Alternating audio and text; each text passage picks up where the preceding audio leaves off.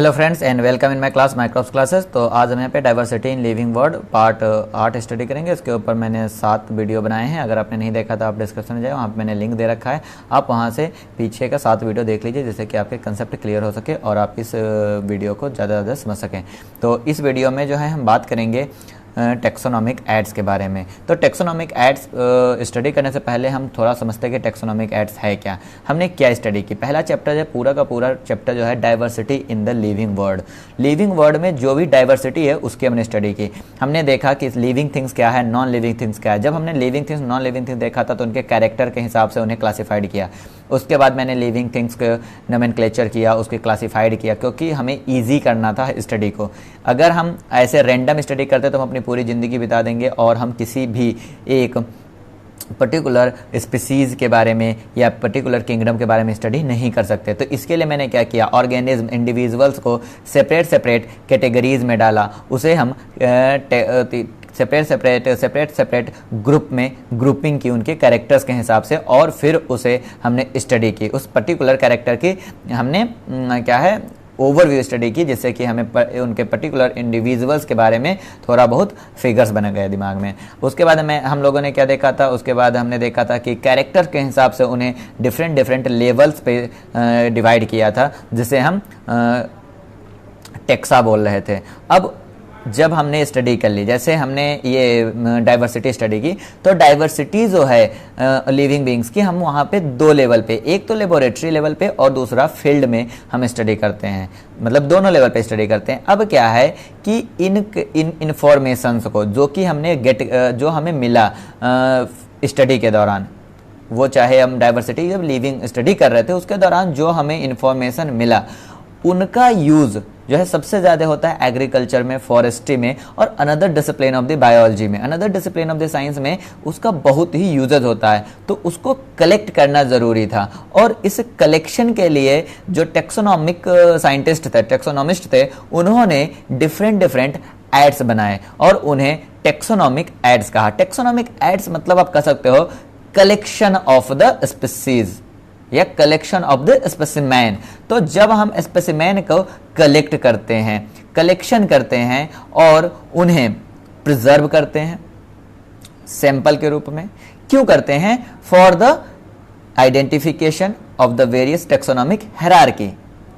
मतलब क्या है कि अगर हम सैंपल को कलेक्ट करें या प्रिजर्व करें, जो कि हमें बाद में यूज करना है, कहाँ पे? रिसर्च में, बेसिक रिसर्च में, अनदर फील्ड ऑफ बायोलॉजी में, तो उनको मतलब उनके आइडेंटिफिकेशन के लिए इन सारे ऑर्गेनिज्म को जो कि हमने फील्ड से कलेक्ट किए थे या हमने उसको बुक से स्टडी की थी, तो मतलब जब हमने उसको देखा था, जब नेचर में मैंने उसे देखा, तो उसे हम वहाँ से उठा के उसके सैंपल्स को कलेक्ट करते हैं कहीं पे। तो जहाँ पे कलेक्ट करते हैं उसे हम टेक्सोनॉमिक एड कहते हैं। तो टेक्सोनॉमिक एड मतलब आप सिंपल रूप से कह सकते हो कलेक्शन ऑफ द सैंपल या कलेक्शन ऑफ द या प्रिजर्वेशन ऑफ द ऑर्गेनिज्म। क्यों?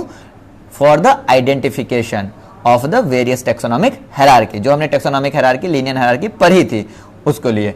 अब इन सबको जो है क्यों जरूरी है टेक्सोनॉमिक ऐड करना, हम इसे कलेक्ट क्यों करें? जितना हम कलेक्ट करेंगे उतना ही हमें बायो रिसोर्सेज का पता चलेगा। बायो रिसोर्सेज क्या होता है? बायो रिसोर्सेज मतलब द रिसोर्सेज या बायोलॉजिकल ऑर्गेनिज्म या कोई भी ऐसी चीज जो कि पृथ्वी पर हो और लिविंग थिंग्स हो, उसे हम बायो रिसोर्सेज कहेंगे या बायोडाइवर्सिटी। इन सब की स्टडी करने के लिए ये टेक्सोनॉमिक एड जो है बहुत ही इंपॉर्टेंट टूल है। क्या है? हमारा बहुत ही इंपॉर्टेंट टूल है। क्या? Taxonomic aid. तो यही कारण है कि ये इतना इंपॉर्टेंट है कि इनको जो है साइंटिस्ट ने सारे सैंपल्स को प्रिजर्व करने के लिए डिफरेंट टेक्सोनॉमिक एड बनाया, जो कि नोमेनक्लेचर क्लासिफिकेशन में हेल्प करता है। तो आज हम इनमें से देखते हैं टेक्सोनॉमिक एड क्या क्या है। टेक्सोनॉमिक एड के रूप में botanical garden, museum, herbarium, zoological park, की, फ्लोरा और मैनुअल्स हैं। तो हम इन सब की स्टडी करेंगे आने वाले सक्सीडिंग वीडियोस में। पर आज मेन रूप से हम जो है हर्बेरियम के बारे में देखेंगे कि हर्बेरियम क्या होता है। देखिए, जब टेक्सोनॉमिक ऐड बना था तो डिफरेंट लेबल्स पे और डिफरेंट कैरेक्टर को कंसीडर करके जो है डिफरेंट टेक्सोनॉमिक ऐड बनाए गए थे। जैसे जूलॉजिकल पार्क में आप जाओगे तो वहाँ पे जंतु को कलेक्शन किया गया है, बहुत सारे एनिमल्स कलेक्टेड होंगे। वहीं पे आप बॉटेनिकल गार्डन में जाते हो तो वहाँ पे प्लांट्स हैं। तो सेम अगर हम कोई भी प्लांट या मतलब प्लांट के किसी भी पार्ट को प्रिजर्व करें या पूरे के पूरे प्लांट को, वो भी क्या सर्ब मतलब हर्ब ट्री होती है, उसमें से सर्ब जो पार्ट है, सर्व पार्ट का जब हम उसे किसी एक पेज के ऊपर, किस पे, जैसे हमने कहा कि एक पेज है, ये हमने कहा एक पेज है, इस पेज के ऊपर अगर हम प्लांट को प्रिजर्व करते हैं, जैसे ये हमने कहा एक प्लांट का है जिसे मुझे प्रिजर्व करना है, तो इसको जो है इस प्रिजर्वेशन विधि को हम हर्बेरियम कहते हैं। मतलब इसे जहां कलेक्ट करते हैं उसे हम हर्बेरियम कहते हैं। तो हर्बेरियम के लिए क्या इंपॉर्टेंट है? पहला कि एक पेज होगा जिसे हम हर्बेरियम सीड कहेंगे।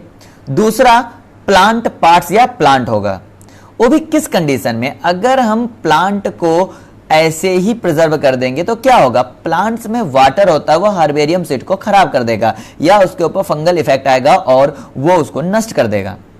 तो मतलब क्या है कि ड्राई कंडीशन में हो प्लांट का जो पार्ट जिसको हम प्रिजर्व करने जा रहे हैं वो किस कंडीशन में होनी चाहिए? ड्राई कंडीशन में। तो हम देखते हैं कि थोड़ा हर्बेरियम के बारे में क्या होता है। जो हमारा हर्बेरियम है, this is a collection of plant which have been dried, मतलब बिल्कुल सूखा हुआ, प्रेस्ड, उसको दबा के, mounted on the herbarium sheet, identified and classified according to the universal accepted system of classification called herbarium. जब हम प्लांट के ड्राइड पार्ट को उसको सुखा के जब एक पेज के ऊपर हम उसको चिपका के माउंट करके उसे उस पेज के ऊपर जो है हम एक क्लासिफिकेशन लिखते हैं जो कि वाइडली एक्सेप्टेड होता है, तो उसका कलेक्शन जो है हर्बेरियम कहलाता है। इन केस ऑफ द बॉटनी जो है हम क्लासिफिकेशन जो हम लिखते हैं हर्बेरियम सीड पर वो बेंथम और हुकर का क्लासिफिकेशन है। मतलब हम फॉलो किसका करते हैं? Bentham Hooker classification. इस चीज को हम हमेशा हर्बेरियम सीड पे लिखते हैं। अब अगर हम बात करें हर्बेरियम सीट की, जो कि हमने बात की, तो हर्बेरियम सीट क्या होता है? यह एक पेज लाइक जो पेज होता है, सिंपल A4 साइज पेज जैसा होता है, वैसा एक सीट होता है। इसके ऊपर जो है हम इंफॉर्मेशन लिखते हैं कि जो भी हमने यहाँ पे ड्राइड प्लांट को माउंट किया वो प्लांट कब हमने लिया था, डेट, किस प्लेस से हमने उसे कलेक्ट किया था, उसका इंग्लिश नाम क्या है, उसका लोकल नाम क्या है, फैमिली क्या है और किस बंदे ने उसे कलेक्ट किया था, मतलब कलेक्टर नेम, तो बॉटेनिकल नेम, सारी इंफॉर्मेशन हम उस हर्बेरियम सीट पे लिखते हैं। जो लेवलिंग का है नियम, वह एक नियम है कि लेवलिंग को हमेशा हम राइट हैंड में, जो नीचे बॉटम होती है, बॉटम के राइट हैंड में हम लिखते हैं लेवलिंग।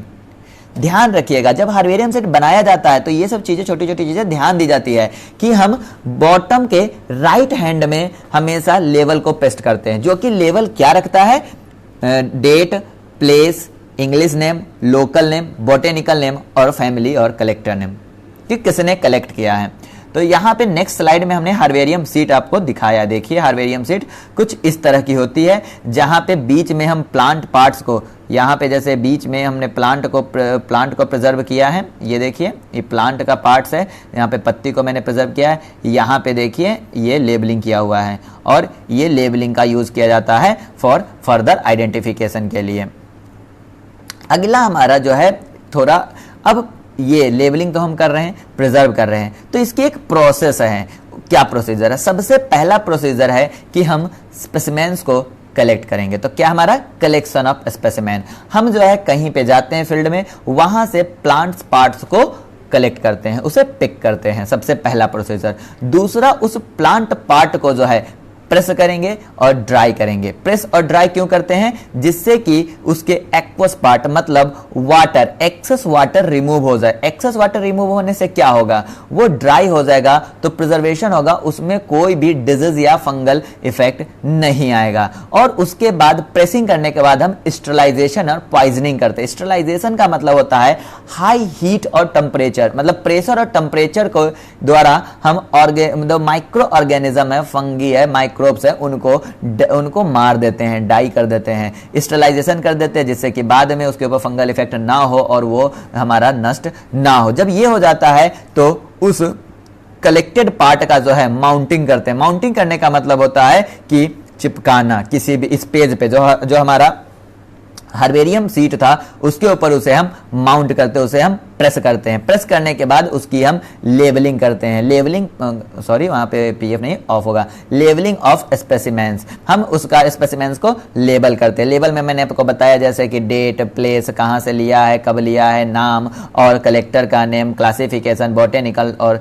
ये सब उसमें हम लिख देते हैं। उसके बाद उसे हम इस हार्बेरियम सीट को स्टोर कर लेते हैं। और तो फ्लोरा क्या मतलब, ये हो गया हार्बेरियम। हार्बेरियम को हम टोटली क्या बोल सकते हैं कि storage of dry part of the plants is called on the herbarium sheet is known as the herbarium.